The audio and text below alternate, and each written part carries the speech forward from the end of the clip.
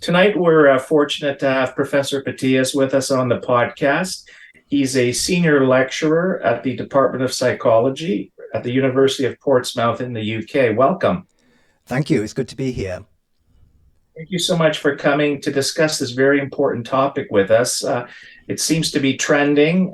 We've been getting a lot of inquiries about it, and you've certainly written a lot about it. So we'd love to hear some of your thoughts about, first of all, about repressed memories, false memories, how they're implanted, and why this fad of repressed memories or recovered memories that was so popular in the 80s and 90s is now back again. So maybe if you could give us a little overview on your thoughts on that. Yeah, well, if I focus on repressed memories to start with, false memories is a slightly different topic which explains a lot that happens in repressed memories. But repressed memories is the idea that came from Freud that you can go through a trauma, you then suppress that trauma because it's so painful. And then there's a period of time where you did not even know that the trauma happened, and then you can recall it later. The trouble is, we don't actually think that this is how the mind works. Freud came up with this idea from just seeing patients. He never measured anything, never did any science, apart from a little bit of neurology that he did before he did this. And science has really not substantiated the idea of repressed memories. Um, as you mentioned, the 1980s were there was a surge in false memory cases through therapists believing in repressed memories and trying to encourage patients to recover repressed memories. So you saw many cases of false memories in the 1980s. In the 1990s, the scientists caught on to the problem. They realized that a lot of these memories in the 1980s were false. There was quite a few cases that were obviously false, some legal cases as well. And that's when the memory wars began in the 1990s.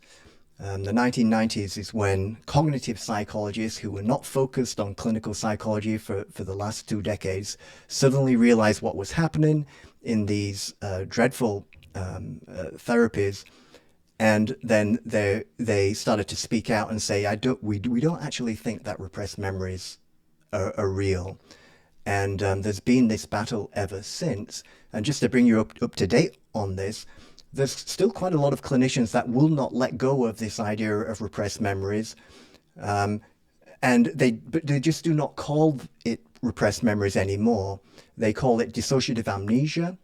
And to give you an idea of how big the problem is, this category of dissociative amnesia, which is very similar to repressed memories, is in the DSM-5, the Diagnostic and Statistical Manual of Mental Disorders.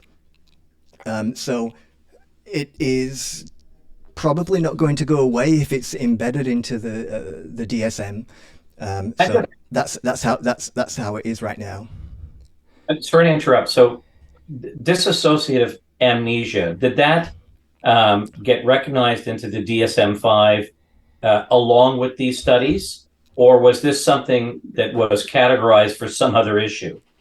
Because I'm very familiar with that DSM-5. I haven't run across that myself, but Yeah, when did it get into the manual? it got into the manual through clinical folklore, but basically, going all the way back to Freud. The ideas never really died out.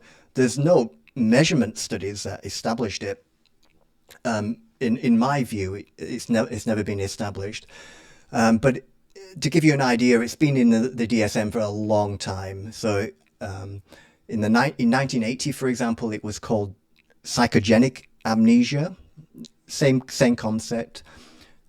In 1994, the name was changed to dissociative amnesia, and it's stuck in the DSM ever since. That there is about maybe 20 of researchers like me who making arguments in various articles that we think it should be taken out of the DSM.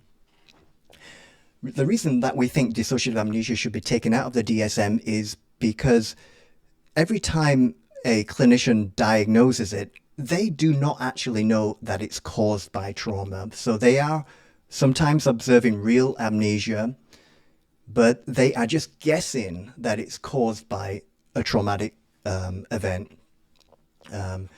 It's really too difficult to rule out it being caused by something going on neurologically. So there's quite a lot of us who think that amnesia is always neurological, or it's always organic. Amnesia is so. That's very interesting. Okay. And dangerous. Well, absolutely.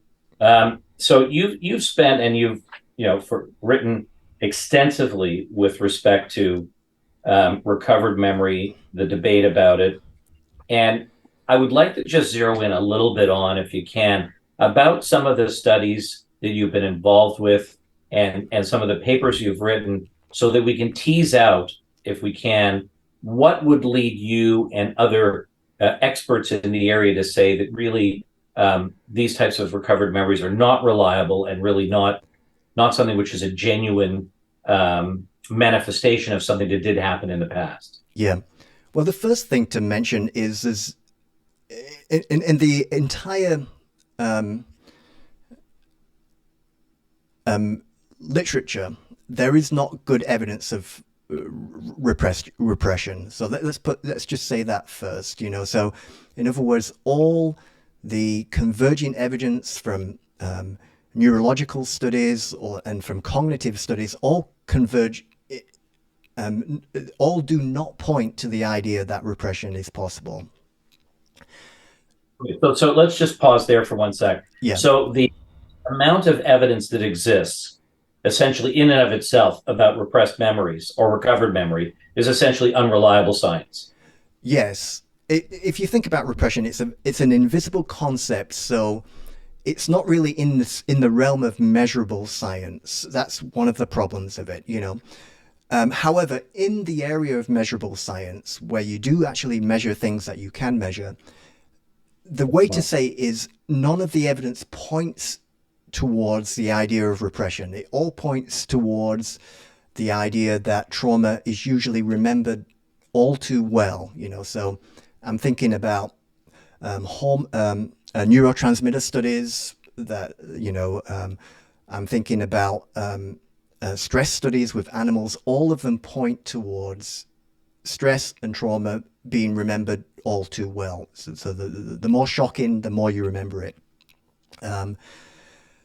So that's on the one side. There's not good evidence for repression.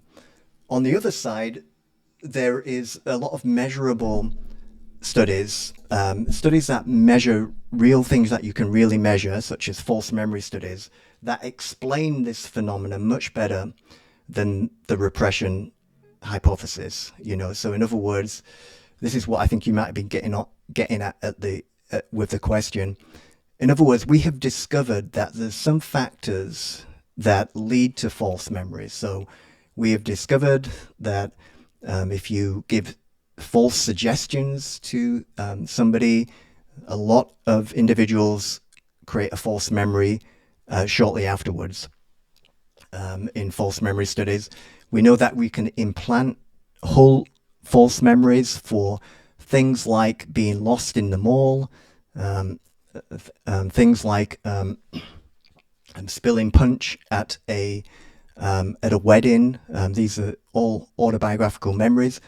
And that, again, that is done usually by suggestion that something happened that it didn't, and then you give a delay in time, and then you test their memory later. Okay, so this is really interesting. So on one hand, as you've described, there are some ways to measure or to take some science to determine what happens when somebody experiences a traumatic event. And you said something which is very interesting. When someone experiences a traumatic event, they remember it all too well. In other words, it's something that generally stays with the individual as time goes on. Yes. And of course, sometimes we may have time impacts memory, but it's not something that they just forget or repress and then recover. It Yeah. stays with them all the time. And there is some evidence for that, you know. So there's different traumas that we know really happened in the world that you can ask people about later. So this was done with Holocaust survivors, and in that study, they found that everybody who went through the Holocaust remembered that it happened. They remembered details a little bit more vividly of their trauma compared to their day-to-day lives. So, you know, in other words, 0 people remembered this real trauma. Same with Rwanda. The Rwanda genocide in 1994, I think it was. An article just came out about 6 weeks ago that showed that none of those people who experienced that trauma forgot the trauma, repressed the trauma, or anything like that. And just a final study, when you measure known awkward events in medical procedures, so I think it was a genital procedure done on children, when, you know, so it's kind of similar kind of embarrassment to maybe abuse would be. When that's documented, and then you ask the children a year later, all of them remember it. So when you do these careful studies where you know it actually happened, and then you ask people about something fairly traumatic, you get, you know, 100% of people remembering that it happened. They do have some problems with the details sometimes. They're not perfect, but just that central tag in your mind that it happened seems to never be lost in real trauma. That's very interesting. So then the second thing which you said, which was interesting, is when you can, when we conduct other studies on individuals, you can see that in fact the mind and memory is quite malleable. That within the right setting, particularly could be therapeutic settings, it is very real that you can implant memories or create false memories just through the process of manipulating the individual, maybe intentionally or not. Yeah, there's been some studies that show that you can implant false memories when somebody is really relaxed. Like, for example, in hypnosis, if you get somebody to relax, that seems to be when they become quite suggestible. So false memories have been created in that scenario. The other area of research that has created false memories is this area called imagination inflation research. And it's basically similar to a therapeutic technique called guided imagery. So when you take people through imagining a scene as vividly as they can in a therapy session, for example, and you get them to expand on it week after week after week, then they come to misremember that as actually happening over time. And so one of the things to say about that area is when you scan people's brains and look at the networks that are activated during imagination, it activates all the same areas in a very similar way to when you remember something. So the brain is the brain is not great at distinguishing between imagination and real memories. They feel the same, they activate the same areas of our mind. So in other words, you can imagine things vividly over in therapy, and then you lose a little tag in your mind that tells you that it was your imagination. You know, the source of the information is misplaced as being a real memory later on. And just to kind of relate to something I said earlier about the relaxed state seems to be a dangerous state for suggestion. This also happens in sleep paralysis. So during sleep, there's this phenomena called sleep paralysis, where we wake up halfway and we kind of hallucinate dreams, but we don't, and we think that the dreams are actually happening in the room, you know. That's another source of false memories, where somebody might imagining their hallucination being abused or something like that, and then they may think that it actually happened. So anyway, so that answers some of your question. Question. You've mentioned trauma tags. I use that expression. Um, in the research you've done in terms of implanting memories, can trauma tags be implanted as well? Because I think there's a difference between a traumatic event versus the punch bowl experiment or the lost in the mall experiment. Those are somewhat a bit more innocuous. And Yeah. I know there's ethical boundaries, obviously, to implanting traumatic memories, but do you feel the effect could be the same? Yeah, I think there's similar memory processes in these events that we are allowed to implant, such as being lost in the mall, and those traumas that we're not allowed to implant in the mind. So what you have to do with real traumas is look at the evidence outside of the experiments. You can't really do experiments with them. So, in other words, there are maybe 10, 20 famous cases of false memories that occurred in legal cases where we're pretty sure that the memories were false, right? So, and sometimes there's DNA evidence that tells you that, oh, we know it's false. So, right. So, one example of that is the George Franklin case, where his daughter accused him in 1989, I think it was, that she then accused him of a murder. She accused him of a murder in 1969 of her childhood friend, and then later on in the mid 1990s, she accused him of 2 other murders. Now, there was DNA evidence for 2 of those murders, and it turned out that DNA evidence matched another person. So this individual was creating false memories. Eileen Franklin was creating false memories using hypnosis. So you sometimes have to go to the real life to get evidence of the trauma being implanted.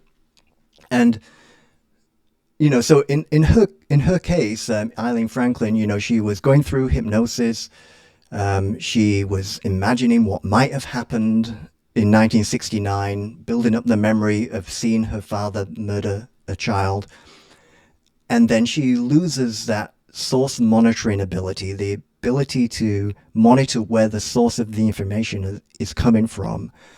And she incorrectly places the source as a real memory instead of her imagination during hypnosis, which is the correct source. So yeah, it does happen in real trauma cases, but it's difficult to study. And just let me tell you about something else that is kind of an experiment that we're not allowed to do in the lab, but it has happened in a legal case. Richard Ofshe in the 1990s had a case that he was serving on, and the individual had confessed after his daughter confronted him with allegations of severe sexual abuse, if I remember correctly. Richard Ofshe suspected that this individual had been confessing to false memories because he was so suggestible that when his daughter came to him and suggested that it happened, he had a technique of preying on it and doing a kind of similar technique to what his daughter did to try and recover memories. So Richard Ofshe did kind of like a false memory experiment where the psychologist Richard Ofshe made up a new trauma and suggested that his client think on it and tell me if this actually happened, something completely false.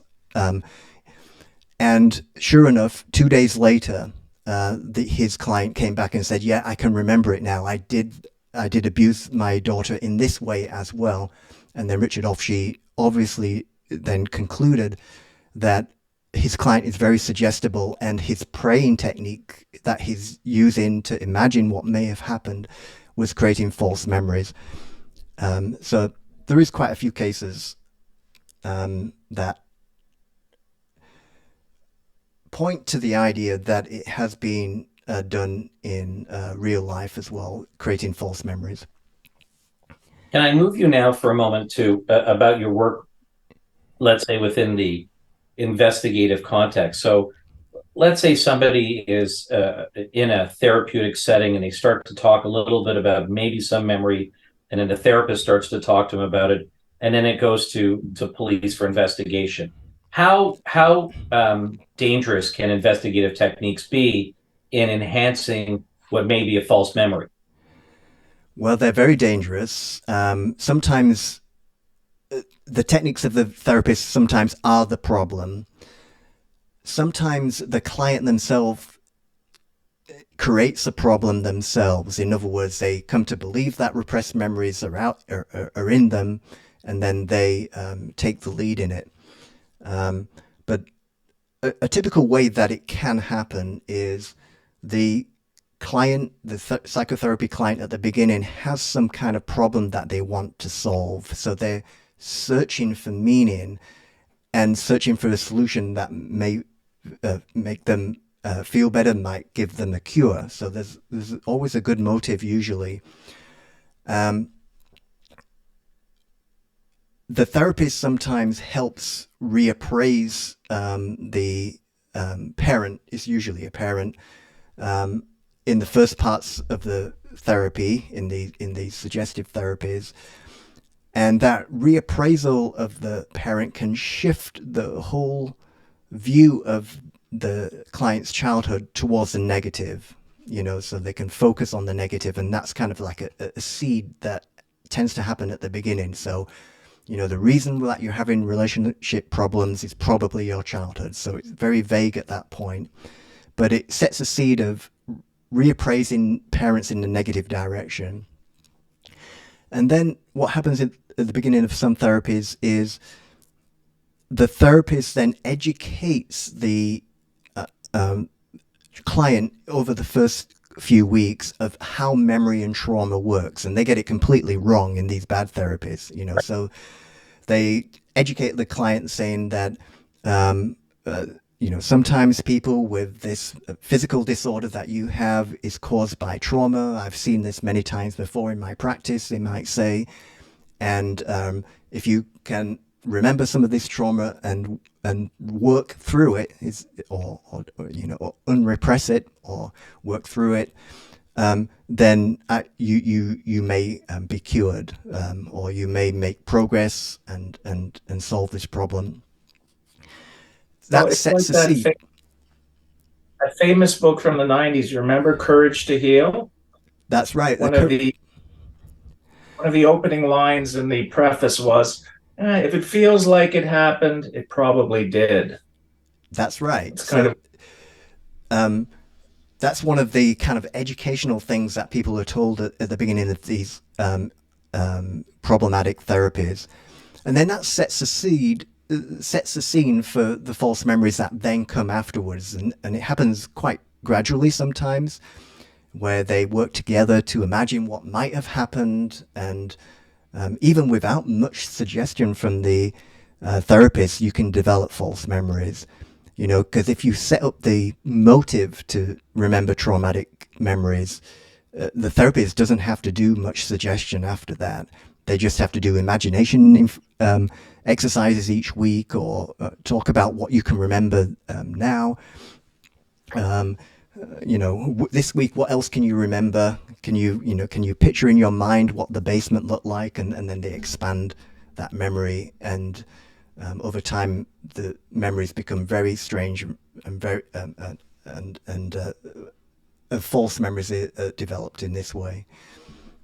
So, you raise this issue, and it's interesting because it really has two aspects. One, you can be creating, as you say, you reapprise, you reassess what the relationship with the parent was, and then out from this therapy comes some sort of a false memory of past trauma. Let's say a sexual abuse. But the other thing that can happen is when somebody is searching for certain cures. In other words, there's things going on in their life that hasn't gone well. They may have had not the best childhood, maybe a number of issues like drug addiction and other things, and they're in with a therapist. And depending upon how the therapist discusses and relates their history with either a friend or a past partner or a past parent, you can maybe not necessarily create a false memory, but then you start to recast or relabel what that relationship was like, and then now view it completely differently in order to try and, I don't want to say justify, but find a reason for what their current problems are. So there's really, there's a very insidious one, which where you actually create a false memory, but another one where you go back and relabel or recategorize what a relationship was in the past. Those are two real possibilities with these type of therapeutic techniques. Yeah. And I think the reappraisal sometimes happens towards the beginning of the process, and kind of memories of emotion are changed at that point. And then I think once that's set up, you get false memories coming a bit later in the therapy process. Let me just add, let's say something then goes on to the police. Yeah. And investigating, what would be your advice then because it's very hard in investigations where police are taking statements. Some of them may be much more relaxed about it, but depending upon how questioning goes in an interview, it can only serve to reinforce what would otherwise be a false memory or an inaccurate memory. Yeah, well, the police have to be very careful not to say anything suggestive themselves. And in some of the cases I've worked on, they can be suggestive, so they'll say things like, people never, and so whenever people report this, it's always true. They'll say something similar to that to both the claimant and to the accused as well sometimes. So the way to do it properly is to maybe use something like a cognitive interview. So this is a type of interview that's been developed by psychologists that is much less suggestive. So in a cognitive interview, you build rapport. You never give any suggestions throughout the whole thing. You build rapport at first, and then you ask very open-ended questions about, okay, tell me about what you can remember, and just let them fill the scene themselves. And then you can ask, oh, could you tell me a little bit more about that? Again, there's no suggestion, to get them to focus on specifics.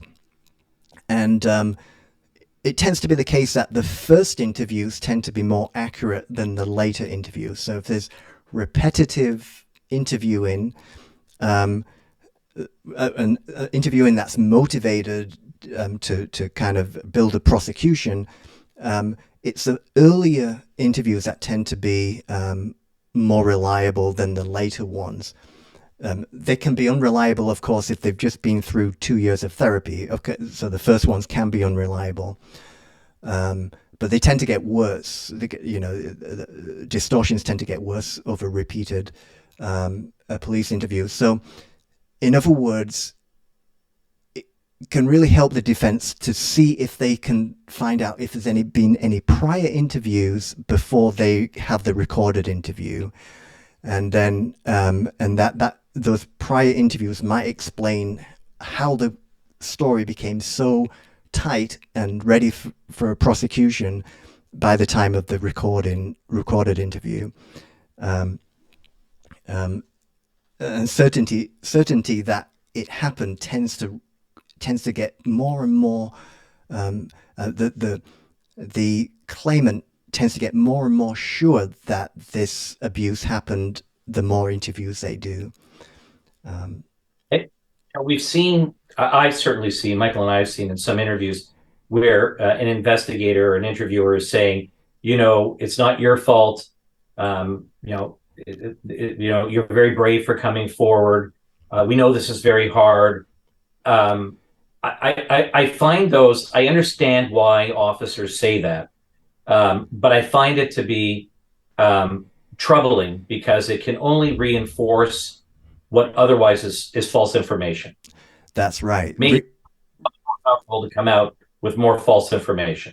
That's right. Reinforce is exactly the right word to use. In other words, when you say, well done, you're being very brave, and this happens in some of the cases that I've seen as well, it incentivizes the person, it rewards the person, and sometimes these individuals are children. It tells them that they're doing a good job, and they're more likely to repeat whatever's rewarded later. And I think, police interviewers should hold back from doing that, even though it's a very natural thing to do to say you're being very brave. I think they should be trained to hold back and be careful with that. I think that's really important. We're unfortunately running out of time. I could sit here for another hour or two to discuss this. You've really laid this out very, very well. I know you're off there in England, and we've imposed on you. It's late at night, but hopefully we could have you come back, because there's some other areas I'd like to explore. So if we send you an email, you're going to come back? Yes, I would love to talk some more. Yes, and yeah, I'd love to hear some more questions. Professor, this is fantastic. I want to thank you so much, because I found this very educational. We've been focused in a few episodes on memory, and we're going to continue to be. So we're looking forward to bringing you back in the next 6 months, if that would be okay. That would be great. Thank you very much for having me.